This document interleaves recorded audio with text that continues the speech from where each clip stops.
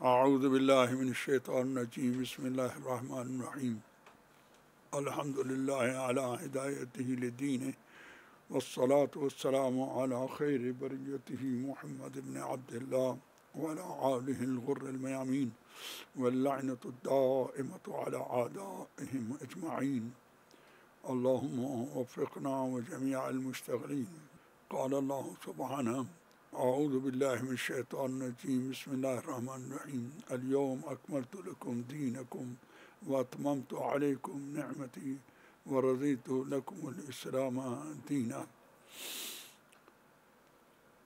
معتبر روایات سے ثابت ہے کہ یہ آیت غدیر خم کے مقام پر جب رسول اسلام نے اعلان ولایت و خلافت امیر المومنین فرمایا اور لوگوں سے بیعت لی امیر المومنین کے لیے، تو اس کے بعد یہ آیت نازل ہوئی۔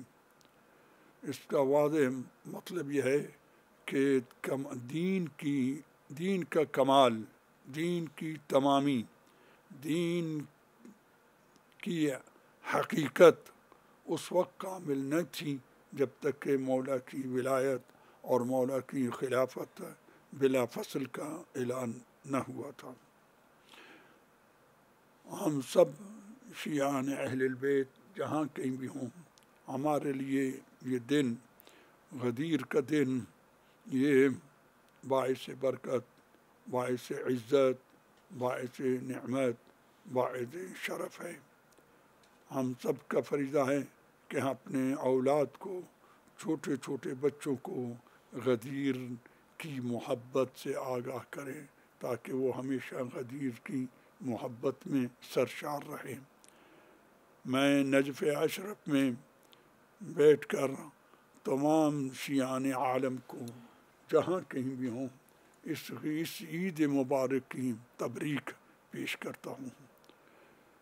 ہم سب کا فریضہ ہے کہ اس غدیر، اس دن کی عظمت کو اپنے سامنے رکھیں، اور ہمارے علماء نے اس غدیر کی عظمت کو واضح کرنے میں کوئی کوتاہی نہیں کی ہے، بلکہ علماء نے کتابیں لکھی ہیں، مفصل کتابیں لکھی ہیں امیر المومنین کی ولایت کو ثابت کرنے کے لیے۔ ان میں سے مثال کے طور پر کتاب الغدیر جو مرحوم امینی نے زحمت فرمائی، اور اسی طرح ہمارے علماء ہندوستان لکھنؤ نے پہلے جو کتابیں لکھی تھیں، پہلے اس کے بارے میں ان کو خدا ان زحمتوں کو قبول کرے۔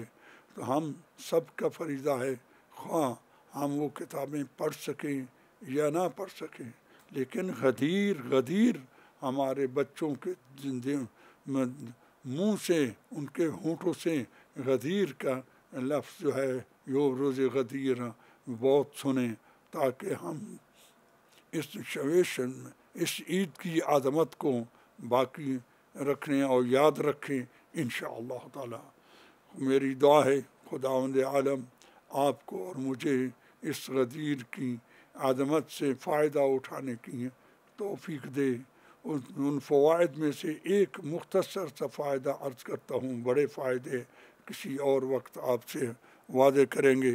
وہ یہ کہ انسان امیر المومنین علیہ السلام کی زیارت کرے اس دن۔ اگر نجف میں ہو تو مولا کی زری سے چمٹے، مولا کی زری پر رخسارہ رکھے، مولا کی زری پر آنکھوں کو مس کرے اور زیارت پڑھے۔ اگر نجف میں نہ ہو، دنیا کے کسی کونے میں ہو، نجف کی طرف منہ کر کے، مولا کی طرف منہ کر کے اس زیارت کو، جس کو ہمارے علماء نے لکھا ہے مفاتیح الجنان اور دوسری کتابوں میں بھی ہے، اس سے یہ کہ زیارت پڑھیں تاکہ ہم غدیر کو زندہ رکھیں، غدیر کو اپنے دلوں میں رکھیں۔ غدیر ہمارا دل ہے، ہماری روح ہے، ہماری عقل ہے، ہماری فکر ہے۔